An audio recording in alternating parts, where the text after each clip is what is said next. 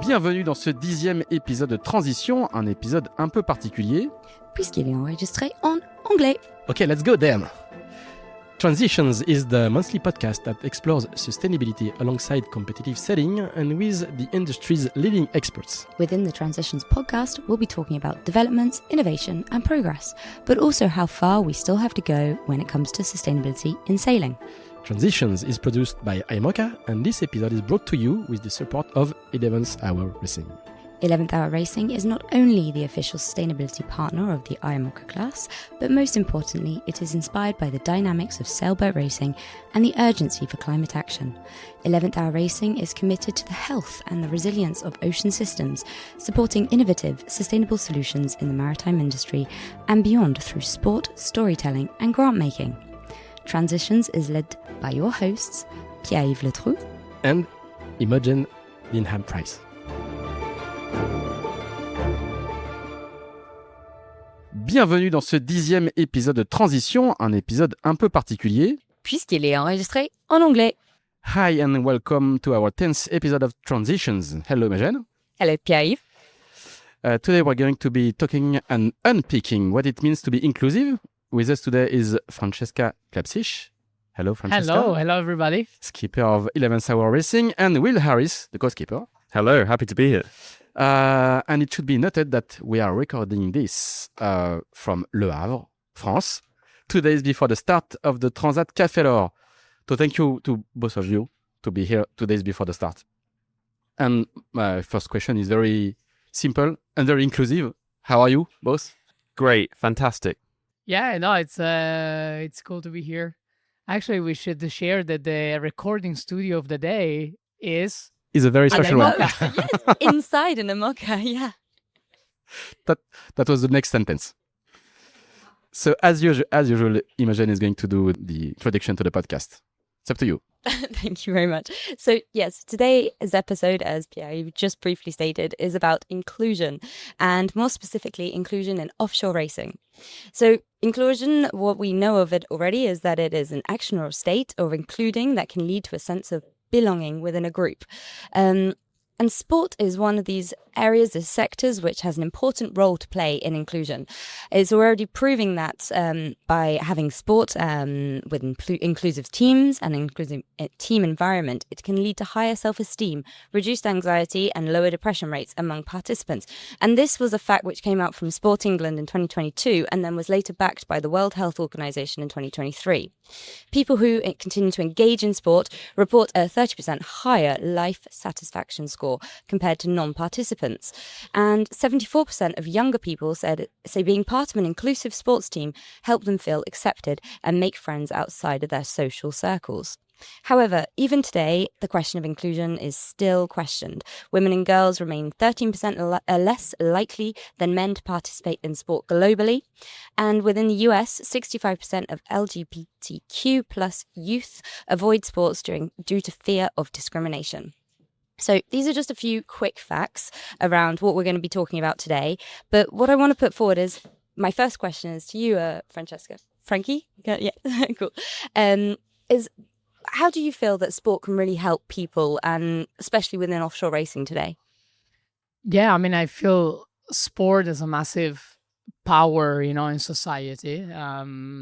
Just because we are really keen on statistics, I think there are a lot of statistics about how much influence athletes in sport has in decision in society compared even to like governments and lawmakers. I think sport has the power to tell the stories, has the power to be really inclusive. I'm personally, and I think we all are, part of some sort of minorities in some of our environments. And we all probably experienced an environment that was really welcoming, where you could feel that you can just be yourself and the true self without feeling, oh my God, if I'm saying this or telling this, they might not just want me around anymore. We saw in the last few years how so many other sports really got incredible projects about inclusion, how to get people more accessibility to the sport. And I think sailing is going towards the right direction. We might not be there yet. I think, we might never get there yet. There is always a way to do better or to, find different solution. But I think more projects, more people in the industry are more welcoming. There are more females in the industry, more minorities. There is not anymore that kind of feeling of like, oh, I need to hide or I need to be something just to fit in. I feel maybe the industries make you just be who you are and just be able to do the sport. You have, Frankie, you have several projects running under your Believe, Belong, Achieve campaign. I don't know what is the nickname for this campaign. If you said BBA, no? Yes. Yes, BBA? Okay. Can you tell us a bit more about all these projects? Yeah, that's the purpose campaign that we have in our project. I think it's really based to these like 3 pillars, and inside that we have a lot of activities. We started with a research study with a university in the UK, because there is not a lot of information out there about belonging in sports and how belonging can really enhance performance in teams.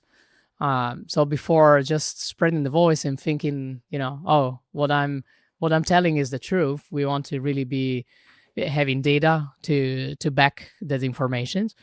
And then we have educational projects with like workshops, sailing instructor courses, just to, try to get this information into the communities, into like either, the sailing clubs and coaches that works every day with the youth, with the younger communities, and really include the belonging and inclusivity in the day-to-day activity. The same as you're learning how to tack or jibe a boat, you should also learn how to, make sure that you stay in the sport for a long amount of time. And then just work about, advocacy in the sport, really using our platform to tell the stories, to invite more people on the table. We collaborate with so many other organizations that are also outside the sport of sailing. We have, collaboration with eco-athletes, with Protect Our Winters. There is a lot of like advocacy overall in try to just spread that information in a wider audience. Definitely. And for you, as a skipper yourself, why is it so important to have a project running alongside your sporting campaign? What is it for you what drives you around this campaign? I really believe that just, racing and trying to perform on the water was not enough anymore. I think we're all trying to do that. We have 18 Imocas here at the starting line of the Transat Café L'Or, and I bet each skipper and co-skipper want to just be the best on the water. Like I have no doubt that that's the idea behind doing competitive sport. But at the same time, I think we also need to recognize how much opportunity and privilege we have to be able to have this kind of platform. We have multi-million-dollar projects that we're running with these boats, and for me it's really important to be able to use this to do more than just racing. We have the connection with the media, we have the connection with other sailors, with other skippers, with other teams that we can really influence the industry.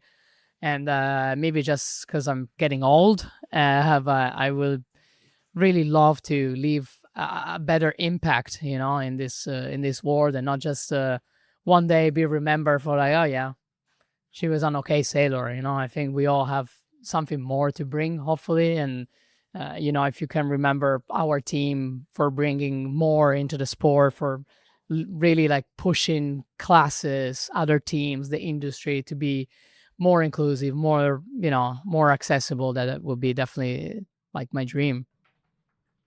Will, you're a professional sailor and you used to work with Boris Herman. How is it important for you to be in a campaign that has a strong purpose? It was the same, maybe not the same, but it was also a purpose campaign with Boris. How is it important for you? Yeah, exactly. I've come from a background of racing with a team which is very much focused on a climate topic and raising awareness for the climate. But I think when we talk about inclusion, it's something that's it's a very broad topic. There's often when we think of it in terms of sailing, we're thinking of the male female, sort of making sure that we're sort of having equal amounts of each gender in the sport. But I think it's a lot more than that, and I've sort of experienced that as well, having sort of been professionally racing for the last 10 years. It's not just the male female inclusion, it's the international side, it's everyone's different backgrounds, and the inclusion topic is actually very important. So And now to be racing with Francesca, who's really bringing to light this sort of inclusion topic and believe, belong, achieve is, I think it's really important to, it's really cool to be highlighting this and bringing this to the front and really hopefully raising awareness, but also inspiring the next generation. I think that's really cool that Francesca will be able to do this on the way to the Vendée Globe. To be associated to these topics is a really cool way to inspire, and like she was speaking about, it's an important topic to be learning about from a very early age and from very early on in your career. Imogen. Definitely. And so just holding on to that sort of like belonging piece and the end of your overall objective in your campaign is to achieve. Does this mean to achieve your dream, to achieve what you want to achieve in your career? And what would be your 3 steps? If you could break it down into like 3 easy steps, to what would be in order in 2 minutes, please. I hope it should be everybody's dream, not just mine.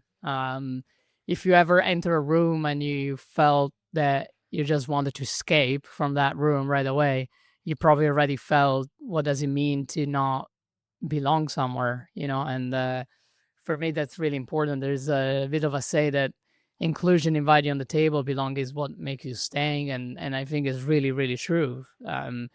What I feel is really necessary in our sport is to make people really wanted to stay in this sport for a long time. You can start as a sailor, you can end up working like in a management role. You can have an entire career if you want, in a sport that is really, really incredible. It gives a lot of opportunities. But the concept is not really like, oh, how can I get that first opportunity and be included in this? It's like, how can I stay for the rest of, 40 years of my career? So I really hope that's not only my dream, but it's everybody's dream. And I think it's 3 points about that. It's a tricky one, definitely, but we can think about it at the end if you want. We can think about it throughout the podcast. Maybe I can get more ideas from you guys. Okay, let's leave it for a question at the end. About it? Well, I was hoping to listen to you guys first. We all tricked each other. Okay, can we talk a little bit about belonging? Yes. Because it's part of your campaign, and it's not very easy to understand, especially for French people. Can you? So you're going to explain it in English. Can you tell us what does belonging mean to you? And can you tell us how do you know when you're belonging? Yeah. For me, it's really important when I can, and this is from my personal experience, and I think that's also fair to say that for each of us can be absolutely different.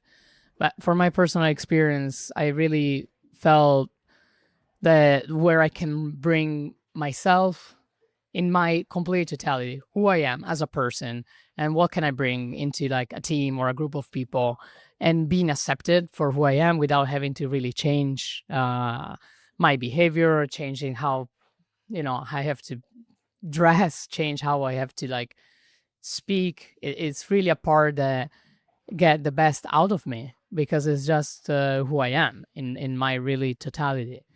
I hope, that's kind of where we want to go with our own team, making sure that we hire with a good standard and good process. We get people to be part of a team and really sharing what the values are, what expectations are, making everybody really feel valued for what they bring into the team, feel valued for all their experiences. They can be completely different than each other experiences, and really stay because they want to stay. It's not really about, oh, I got hired, now I have this job, I have to do this job. It's because I really want to do this job, and I just want to stay because it's the right place for me. It's a place where people around me really, really value for who you are. And so I think it's the concept of belonging is definitely deeper in my opinion compared to just inclusion. It brings you like a deep level of like happiness, of wellness in a place where you're working, where you're performing. And for me, that's really the maybe subtle but important difference between the two things. Can we summarize it with something like being at the right place at the right moment? Sometimes that's a bit of luck. I think for us, it's more creating the right place so people can really be in the right place as they are. Definitely. And just taking this to you, Will, as well, like, have you ever had a moment when you haven't felt like you've belonged throughout your career? Or have there ever been a moment when you've not felt And part of the 2 minutes- table 2 or minutes also. invited? Yeah. Why have I got all the questions, I mean, Rich? yeah. No, you can take 5 if you want. I think really interesting to hear Francesca's take on belonging. I think it's belonging. I mean, my personal experience with it is, I've been very lucky to have been part of a very inclusive team. I would say it's with having come from the background of Milizia, it was the topic of sort of feeling like a family and making sure everyone's feeling valued in the team has always been important. But I think no matter what, you'll always identify small moments where someone maybe isn't getting less valued or less belonging. For myself, I've come into the offshore sailing world from quite a young age, and often when you're younger and less experienced, it can make you feel like you don't belong straight away. You feel like you're getting judged before you even say a word or step in the room. And I think I wouldn't say it's something that's ever hindered my career massively, but it's something I'm very aware of whenever I'm speaking to other people in the team, or when people are asking questions. It's making sure you feel totally comfortable with the people you're working with and those around you. And I think for myself, it's definitely when I was in the first years of offshore racing, it was definitely harder, especially coming into a country where I didn't really speak the language as well. That's a really tough way to get into the racing. And looking at the start line now today, Francesca and I are one of the very few fully international teams. It's very hard to be sort of given a place in this sort of racing as an international sailor. You either have to make it for yourself, make it your own way, or you have to really try and persuade some French sailors to take you on their boats. But that's the reality of it, and you really have to go out of your comfort zone. But should that be the case, why should you culturally have to go outside your comfort zone to be involved in it? So when I look back on sort of the last 10 years and my experience, that's sort of what comes straight to mind. Let's talk about offshore racing on a more wider way. It's a question for both of you. What is our sports role? How can you... But what should offshore racing be doing more of? I think sport and association and organizations has a massive responsibility. I mean, we are the one running kind of the top level of the sport, right? So we are role models in the good and the bad. So if you present something that it might not be the best version of an event, that's the model that you're showing the world, and that's what people might think this is what we are.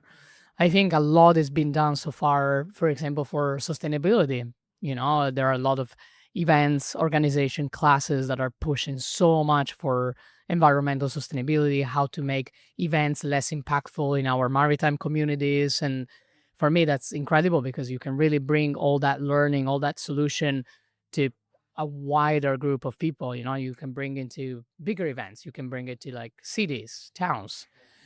And the same we can do it for inclusion and for belonging in our sport. Even here in the Transat Café L'Or, there are sort of projects like the Cap where it's really trying to involve more women in a leadership role to get the opportunity to race a race that is quite historic.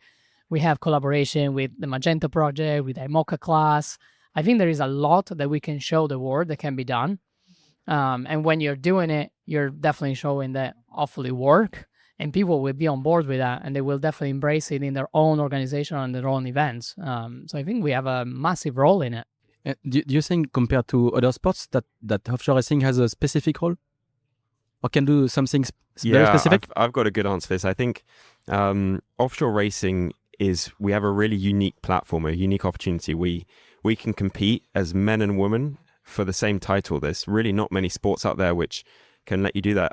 There's nothing to say that Frankie can't go and win the Vendée Globe and become the first female Vendée Globe winner. And that's, I think in terms of what we can do as a sport, we can really inspire the generations and the adventures that we have offshore. We can really inspire future generations and use it as a platform to really show people what you can do in the sport of offshore racing. And I think that's using that platform to this potential is really cool, and really showing that you can include absolutely anyone in the sport, from any background, from any gender, from any age. It's really cool in that sense. And just leading on from that question as well, Will, like you're part of this campaign, a part of this inclusion campaign. You are a male. You are so white, and that sort of why is it so important that you should be representing these kind of campaigns as well? I think, what's really important is it's often in offshore sailing, it should be those who work really hard to get to, the very top level, which is something like the Vendée Globe or racing an all-team, or, effectively racing around the world. That's what a lot of people dream of. People shouldn't be discriminated for whatever their background was. If they're working hard, if they have the talent to go and be the ones on the starting line. And I think that's an important topic when we look at the start line here. I think everyone is white in the Imoca fleet, and we don't have people from other ethnic backgrounds. And why is that? We should ask the questions of that. Is it because they're not getting the access, they're not getting the credibility from, they're not being given the opportunities? I'm sure there's many people who feel like they deserve a position on the start line and have the talent to be there, but they haven't been given the opportunity. And what's the reason for that? Is it because they're not working hard enough, or is it because of they're not being included properly? And so I think what we can do to include more people is to really work on that question of how can we make sure people aren't being discriminated for their background. Okay, let's talk about how do you say, cultural differences. So you're English, you're Italian, you're also American. I'm French. So how could you compare all these different cultures when we talk about inclusion? It's a great question, because most of the time, I think people really stop with like the language barrier, right? It's like, oh, I don't speak the language and it's hard. But what is really deeper is the cultural differences between a lot of us, from our background, where we grow up, and the culture around us. And that's a way harder barrier sometimes to overstep, because at the end it's so embedded in who you are since you were born, that it's not just about, learning a few words and say a few things in a different language. I think at the base of everything is that we are all people, and maybe we should go all back to that. We all people with dreams, with ideas, with history, with backgrounds, with people around us that taught something to us. And it would be really nice for the entire community to really think about, okay, there is not really, the French culture, the international culture getting in. We're all people. I mean, I have to learn so much from each of you, and maybe you can learn something from me. And at the end, we are all went through our own experiences. We are all went through our own challenges. And I think the broader aspect of like, we are human beings living on this planet.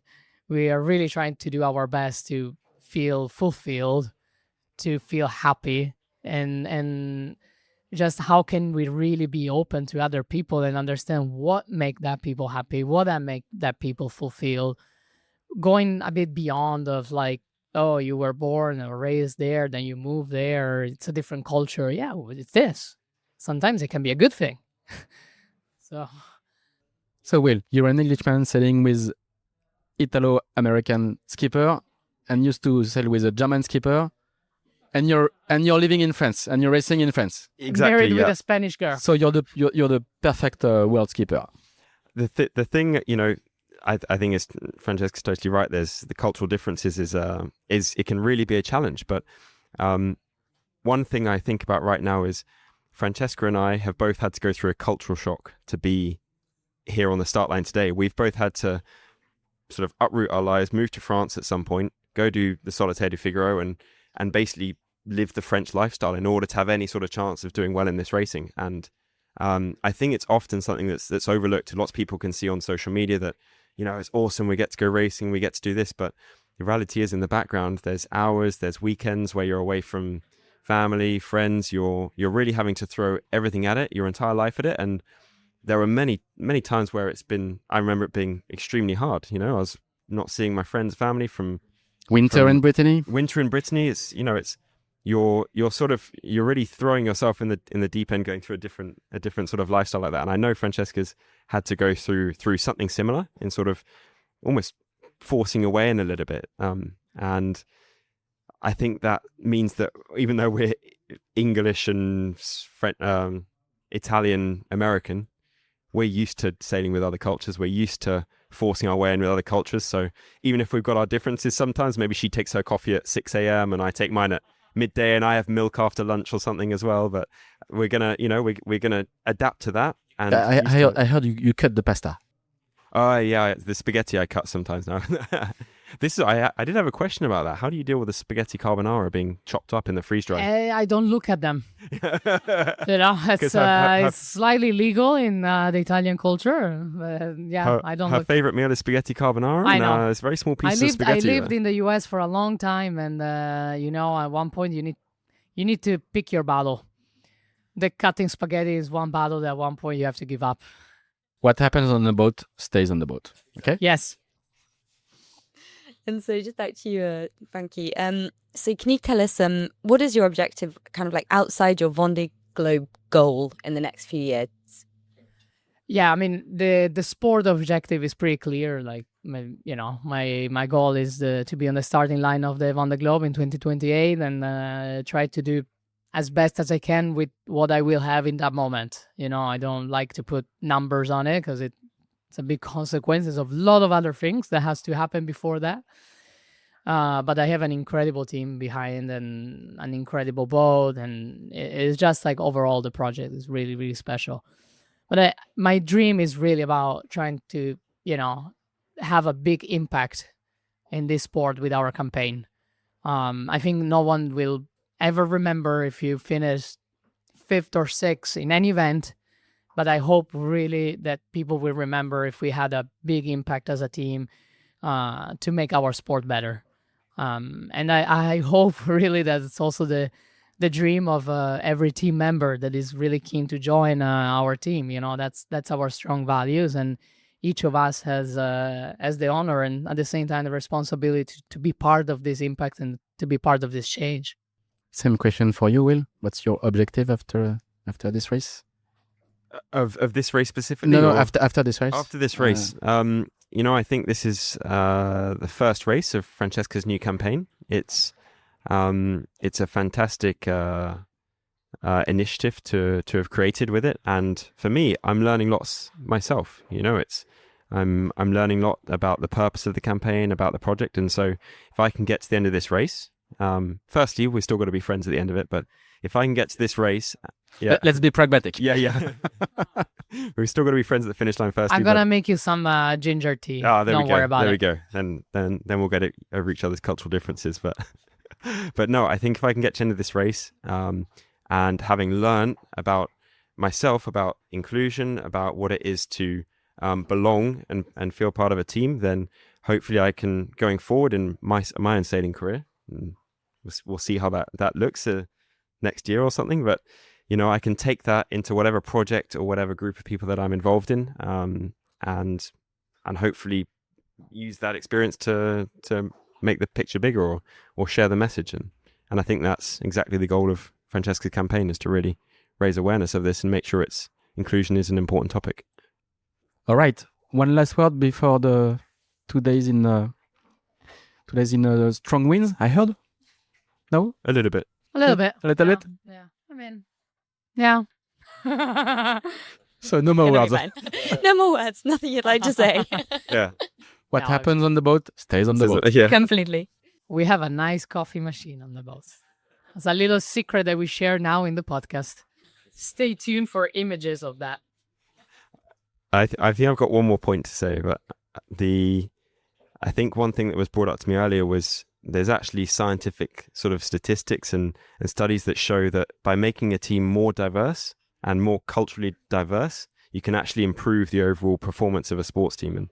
And that was something that I learned the last week, which I think will make me a lot more aware of this. We're at the end of the day, we're trying to win races, but if we can use this topic of inclusion to further improve the performance, then everyone should be doing it. Everyone on this start line should be doing that as well. So I think that's a key learning for me so far. All right. Thank you. Thank you very much to everybody. Thank you. We'll meet for next episode in the next few weeks. Yeah, definitely. In French, back in French. Back in French, yes. Thank you. Thank you very much. See you. Au Bye-bye. Merci.